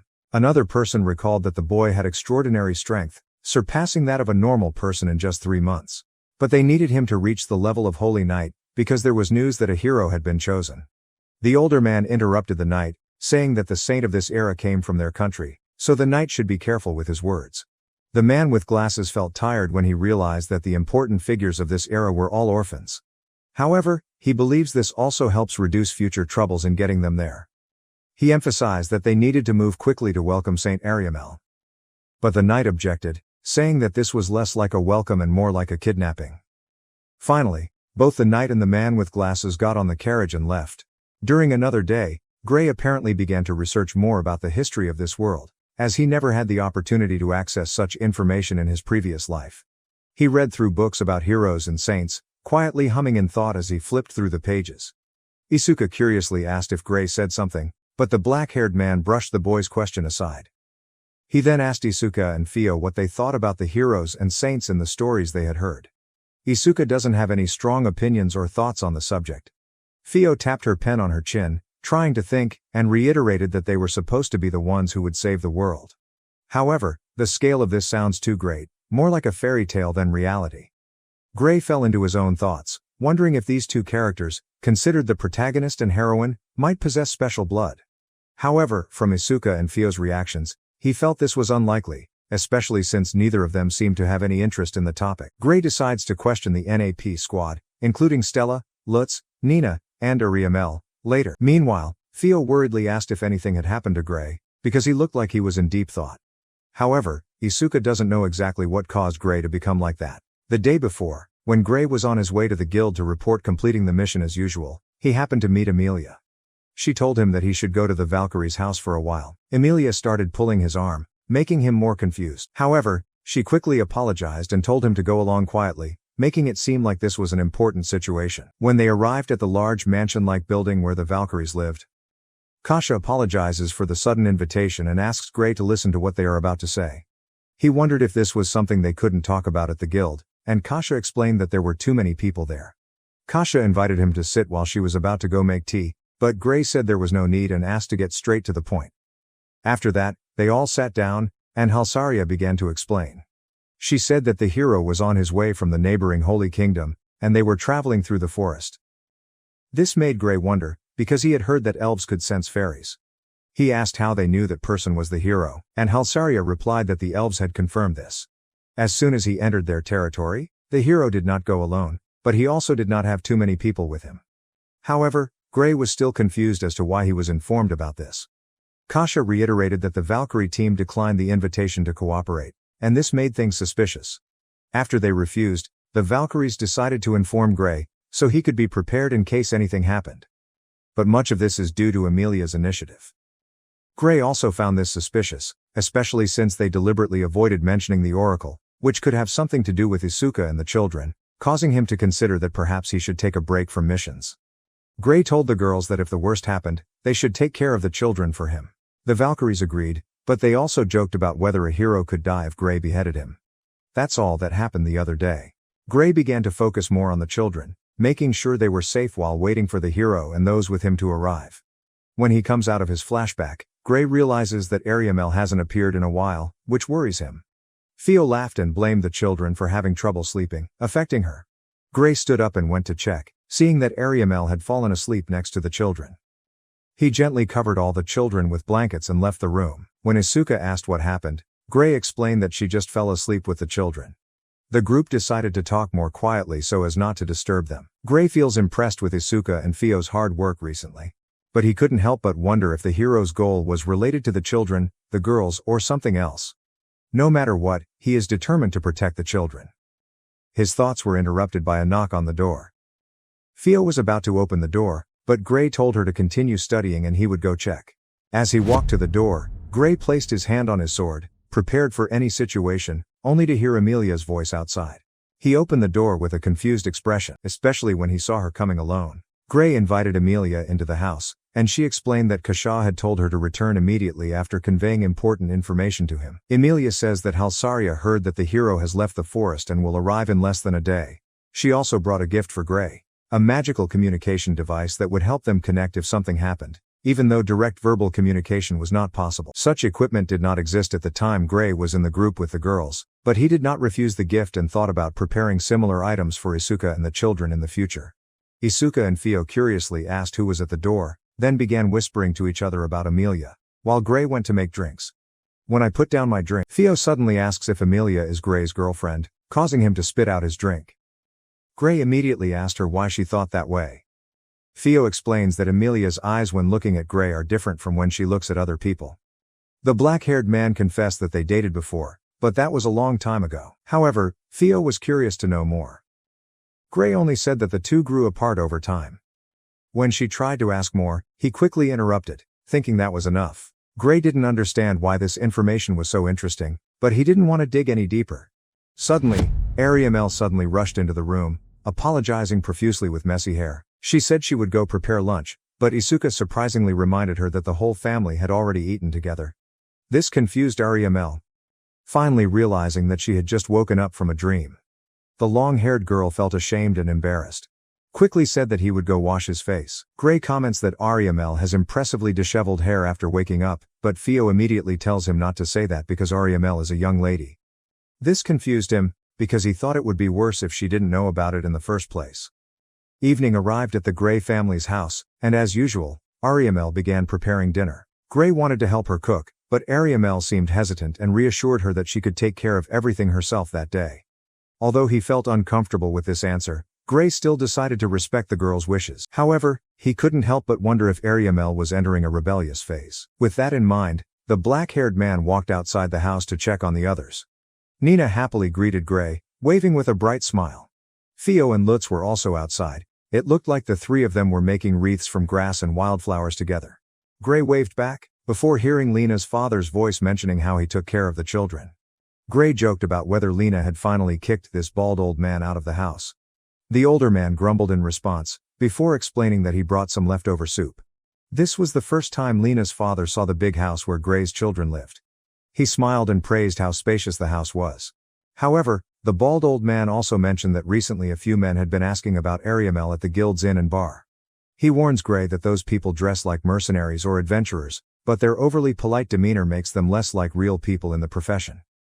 Gray nodded in understanding and thanked Lena's father for providing the information. The older man said that there was no need to thank him, because Ariamel was Lena's friend and part of Gray's family, so helping was natural.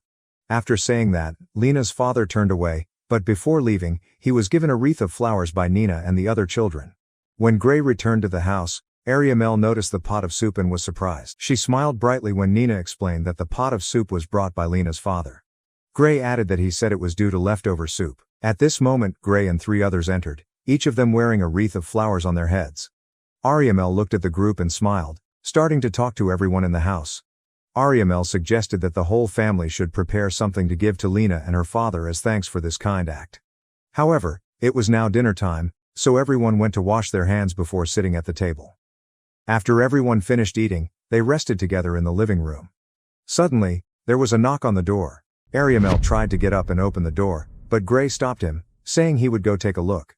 He also warned her to stay out of sight, which confused her. Gray continued to warn her that if he went anywhere, she didn't have to wait. Ariamel agreed, although he still didn't fully understand the situation. Gray knocked on the door again and asked someone, because it was quite late at this time. A voice rang out from outside, apologizing for disturbing and introducing themselves as members of the mercenary group Night Mist Hawks. They claimed that they were hired by a certain noble to search for a missing girl named Ariamel. However, Gray immediately thought that this was a blatant lie. He knew well that a noble would often use private guards or hire high-ranking adventurers, who were bound by law, to find missing people. This will be much more effective than hiring mercenaries. Adventurers have identification cards issued by the guild, and these cards come with strict regulations. High-level adventurers will be given priority for quests related to nobles. However, mercenaries are not bound by regulations like adventurers, and their work is based on personal trust. This means that these people most likely had close ties to the nobles who hired them. Gray realized that they might already know about his status as an adventurer. But the only thing he knew for sure was that they could not be trusted. With that in mind, Gray opened the door. 2 men in armor appeared ready to ask about Ariamel, but Gray immediately interrupted, demanding that they name the noble who hired them. They replied that they could not reveal that information, causing Gray to decide to refuse to provide any information, which he would have done even if they claimed to work for the royal family. Gray's answer made the 2 mercenaries frown. Gray's cold gaze made them hesitate, wondering if there really was something for him to hide. Gray still insists that he is not hiding anything and asks if they are really mercenaries, making the 2 men wonder what he was implying. The black-haired man continued to say that it was past his children's bedtime, and he did not want to dirty the house with blood. His words made the 2 men a little suspicious, looking inside the house, but in the end they decided to leave. Gray knew there was a possibility that someone was waiting at the back door, but all the doors and windows of the house were equipped with security measures and were extremely strong, making breaking in not easy. Furthermore, Gray did not suspect that these people were waiting for him and his family to go to sleep to carry out a sneak attack. The most likely strategy is that they will let Ariamel survive, but will eliminate anyone else. This thought made Gray smile coldly.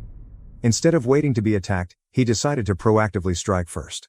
Amelia ran towards Gray with a worried look on her face, dragging an unconscious body with her. Meanwhile, the 2 people who just left his house are convinced that Gray is hiding Ariamel.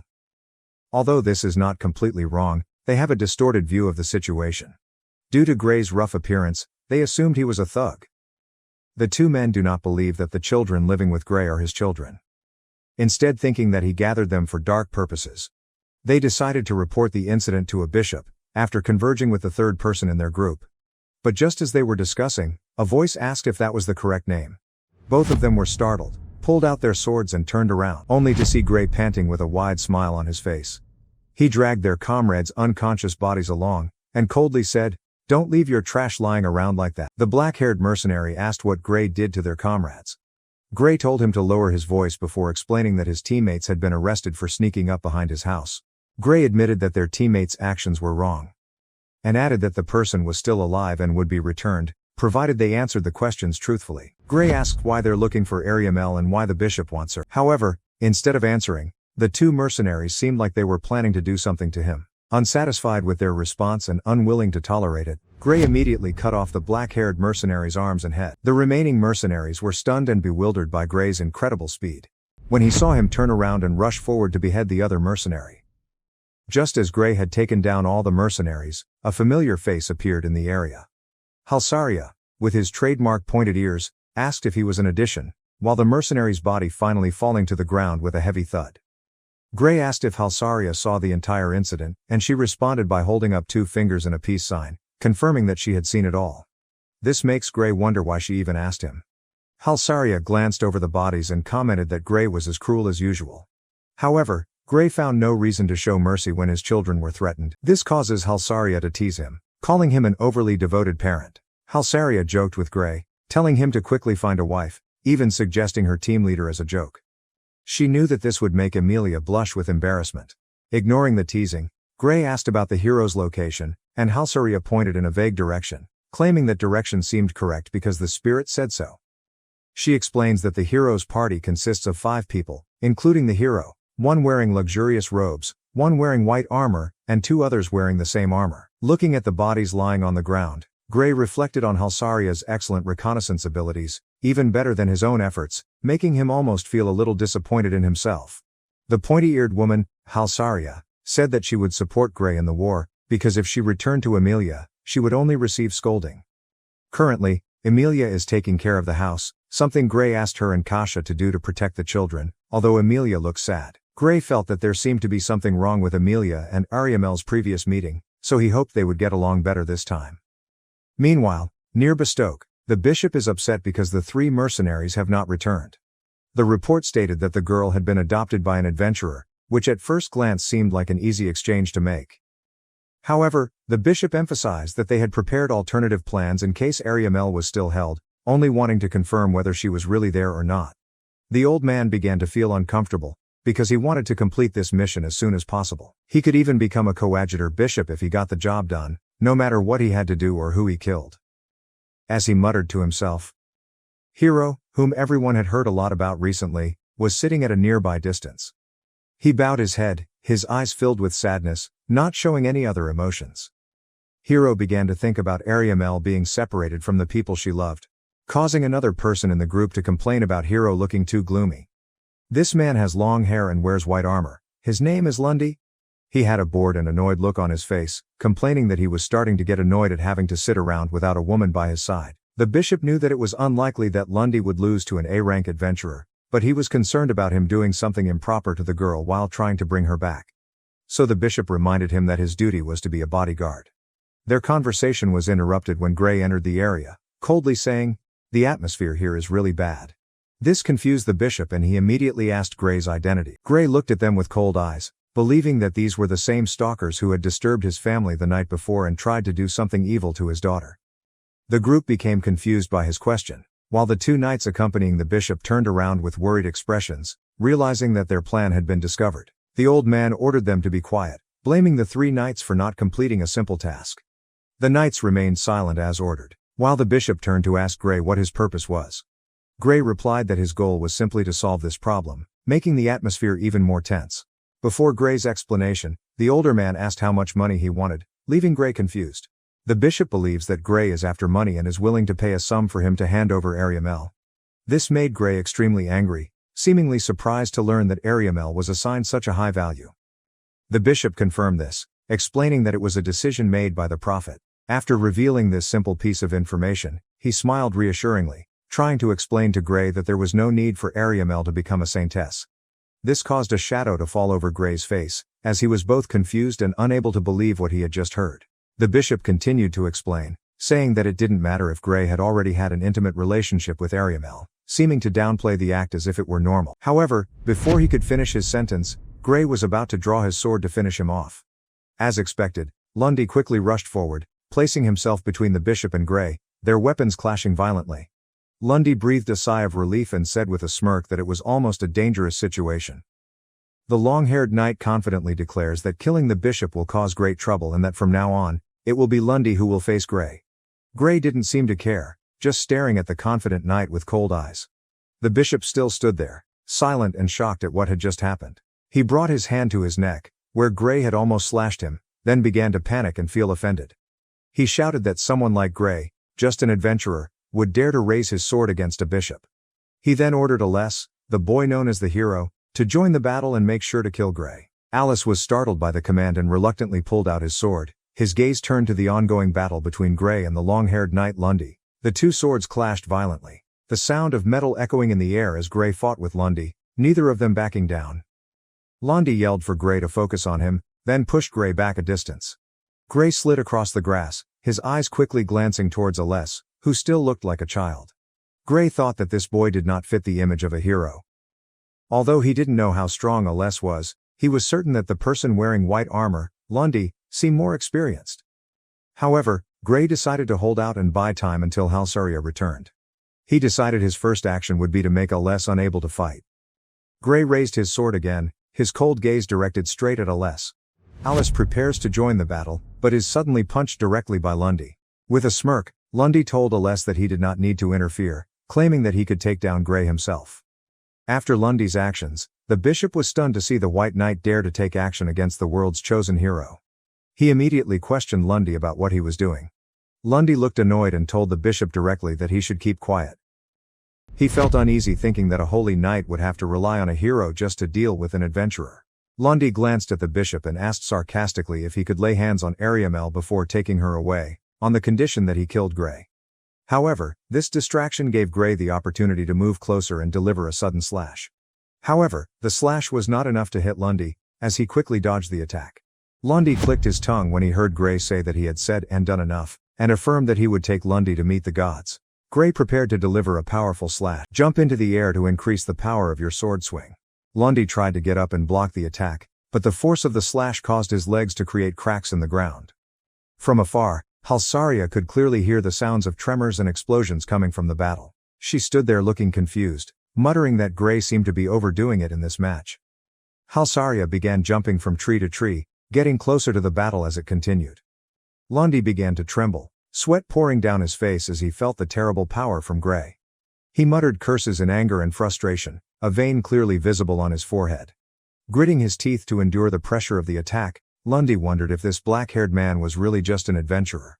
The bishop shouted in panic, unable to understand why Lundy was forced into such a difficult position after all his boasting. He angrily ordered Lundy to quickly kill Gray. However, all the while Lundy continued to fight and clash swords with Gray. Lundy turned to the bishop and snapped, telling him to shut up, even threatening that he would kill the bishop first if he didn't keep his mouth shut. This surprised the bishop, who did not expect Lundy to be this angry. Returning to the battle, Lundy looked angry and confused, wondering why Gray keeps aiming for his lower body and his slashes. Gray quickly responded, explaining that those who do not respect consent in intimate matters should have their sensitive areas taken away. This calm but violent answer stunned Lundy, calls Gray crazy for even thinking about doing such a thing. Gray was pushed back again, creating space for Lundy, the long-haired white knight, to pant, trying to regain his strength. This surprised Gray, as he knew that his opponent was using enhancement magic. Either way, Lundy thinks he'll finally get a chance to strike a blow with Gray. He prepared to draw his sword again, muttering curses under his breath, realizing that he had to use his special move to deal with this black-haired man. Right before activating the move, Lundy let out a taunt, saying he would do what he wanted to Ariamel right in front of Gray's body. These words are not only meant to provoke, but also to activate his special move. However, while performing the move, he was suddenly interrupted by an arrow flying straight into the lower area that he had been trying to protect from Gray's attacks for so long. Lundy stared at the arrow in confusion, unable to process what had just happened. Gray rushed forward at terrifying speed, eventually cutting off Lundy's head. The severed head fell to the grass and rolled toward the bishop and the two knights, who were now frightened. The two knights seemed to have no motivation or confidence to continue fighting, while Alice remained unconscious. The bishop was completely horrified, struggling to find a way out of this dangerous situation.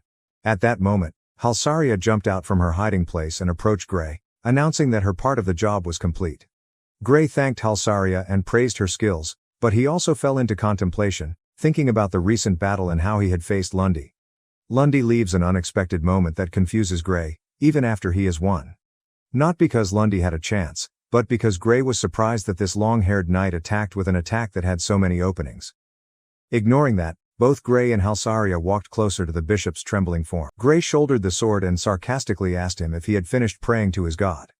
The bishop stood silently, his eyes panicked and tense, unable to speak. Gray stared down at him with a wide smile on his face, coldly saying that he should be happier because he was about to meet his god. The bishop panicked and tried to find a way to escape the thought of death. The panicked bishop explained to Gray that killing him would provoke the wrath of the church, and that he was willing to pay Gray in exchange for his life. However, Gray immediately rejected this offer. In desperation, the bishop continued to suggest thoughtlessly, suggesting using women for exchange, a clearly absurd suggestion, especially in front of a woman like Halsaria. Gray also flatly refused.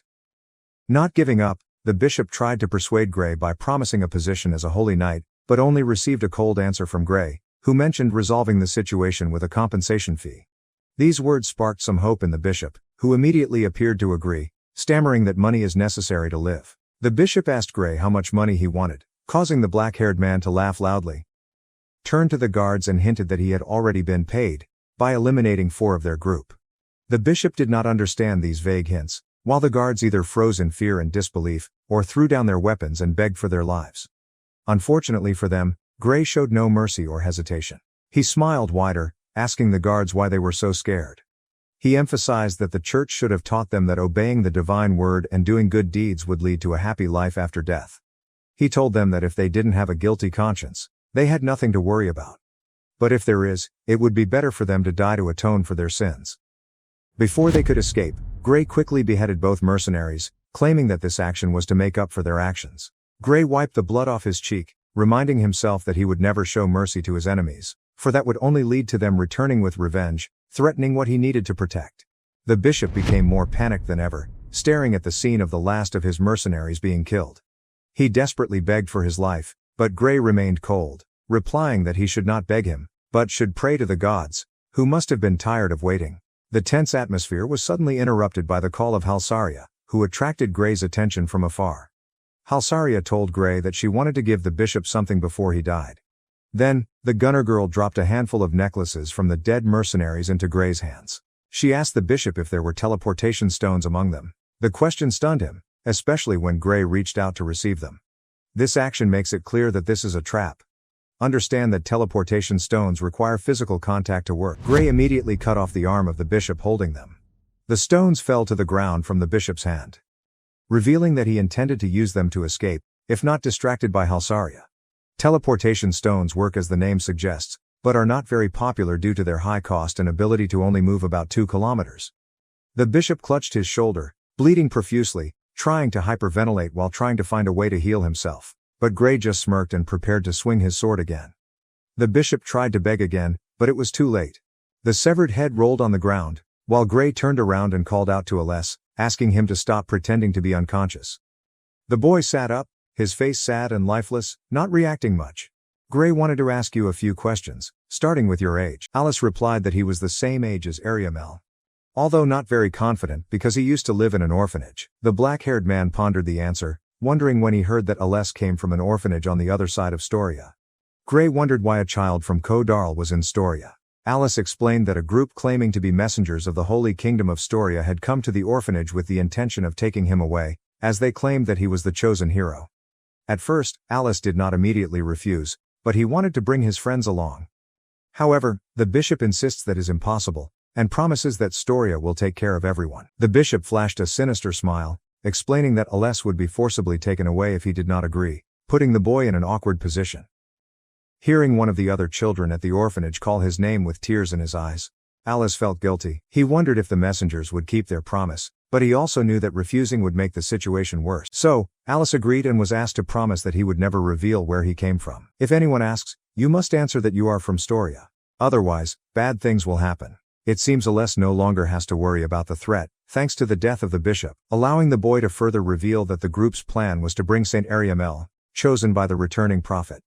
He was worried that Ariamel would meet the same fate as him, causing Gray to ponder before asking the boy his fighting abilities. Alice replied that he was stronger than normal people, but not strong enough to confront knights like Lundy, causing Gray to glance over with a look of disbelief that Lundy was actually a holy knight. The holy knights of Holy Storia were famous everywhere, but that no longer mattered. Gray needs to do something about Aless, while his emotions wanted to bring the boy home instead of killing him. Meanwhile, Halsaria complained from afar about being tired, causing Gray to decide that they should rest for the night. This will give Gray time to discuss with the other children before deciding whether to let Alice stay. But right before leaving, the black-haired man started rummaging through the bodies looking for valuables. while Halsaria complained monotonously, puzzling Gray, as he has no problem taking things that the dead cannot use, especially when this is the property of robbers. Halsaria muttered, remembering that she would need money to bring Alice home, causing Gray to tell her that she didn't need to speak up if she understood what he meant. Continuing his work, Gray approached the teleportation stones. Pick them up and use them on the bodies, letting the goblins or monsters nearby take care of the rest.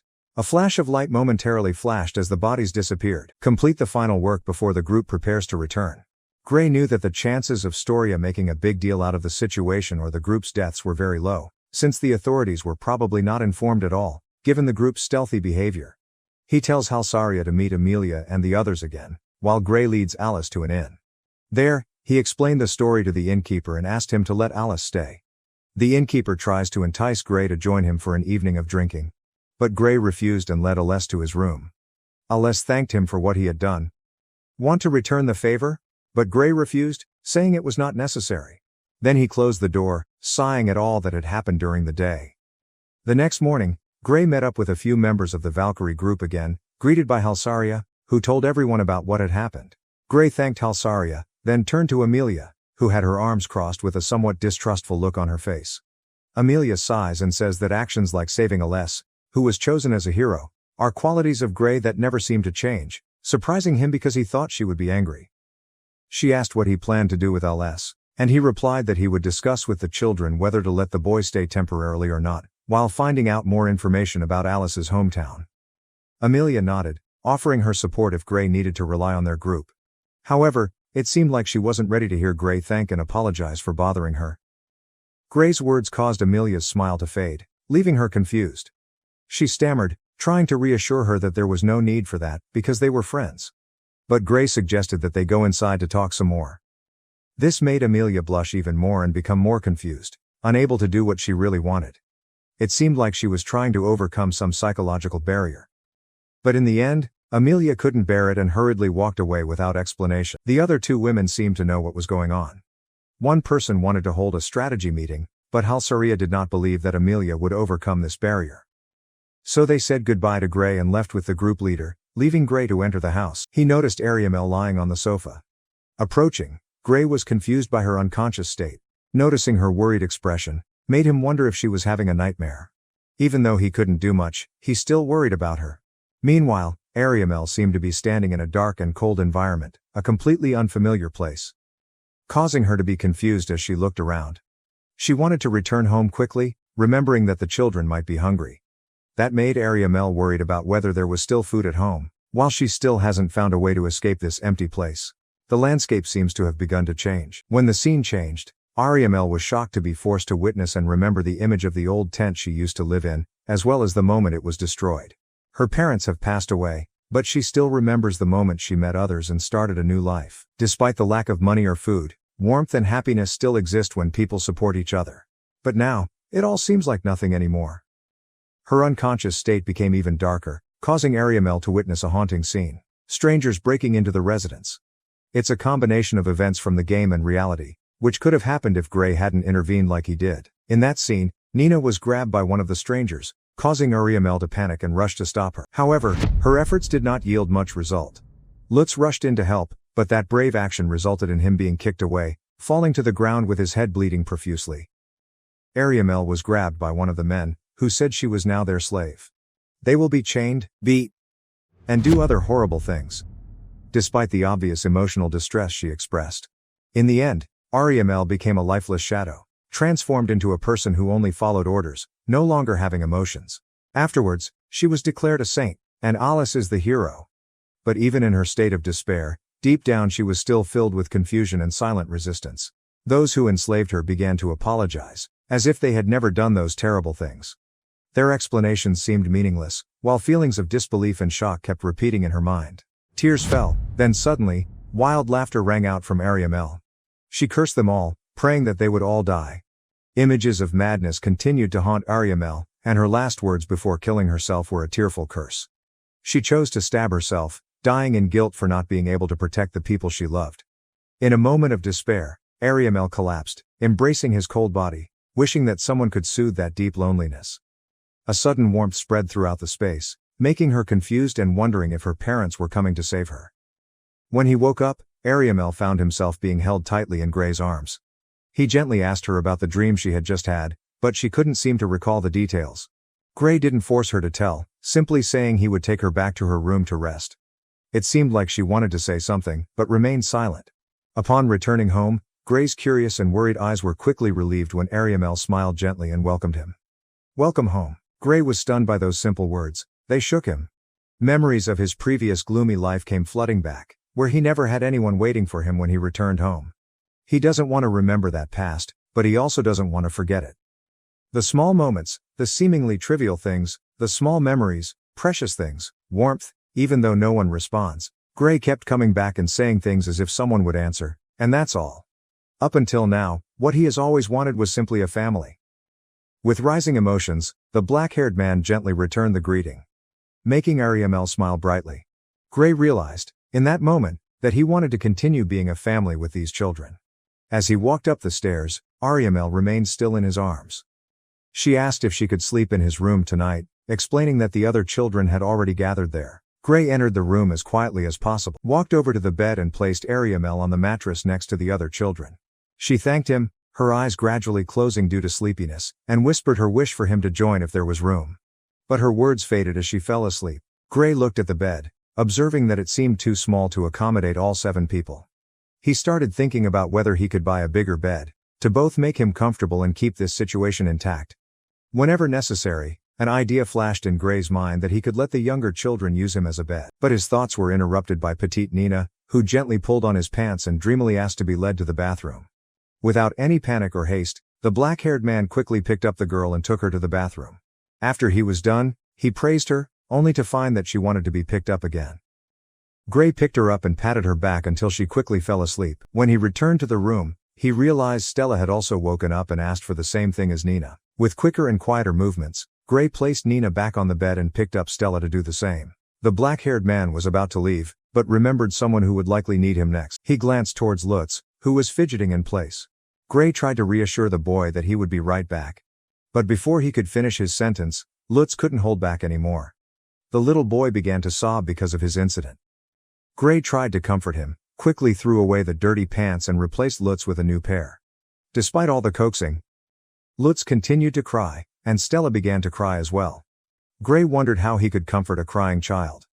However, Gray couldn't do anything more, for fear of making the child more confused. Lutz eventually calmed down and fell asleep, with Gray and Stella also in bed. But the black-haired man knew he had to leave soon, because he needed to clean Lutz's pajamas.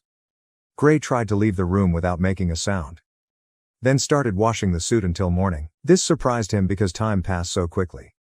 He was exhausted but realized that, if he tried to sleep now, he might become the target of Nina and the other children's mischief. Still, Gray was determined to do everything he could to avoid a tiring situation that added to his exhaustion. But the result is, it still happens. Gray knew it would happen, but he still risked trying, or perhaps was too sleepy to really figure out what solution was right for his need for rest. Not long after he entered the room and lay down on the mattress, Nina and Stella entered, having finished getting ready, and jumped up to shake the sleeping man. Nina excitedly wakes Gray up, informing him about breakfast, while Stella reminds him that Ariamel is calling him. Insisted that he should wake up immediately, accompanied by an action of pinching his cheeks without any mercy. Even though his sleepy voice was filled with exhaustion, Gray knew that he couldn't complain much about the situation, since he himself hadn't done anything to save himself or tried to have time for himself. Somehow, his emotions still pulled him towards the children, making it impossible for him to leave them. With that thought, Gray grumbled uncomfortably under his breath, wincing in pain from Stella's actions, muttering that he would get up, hoping that Stella would stop.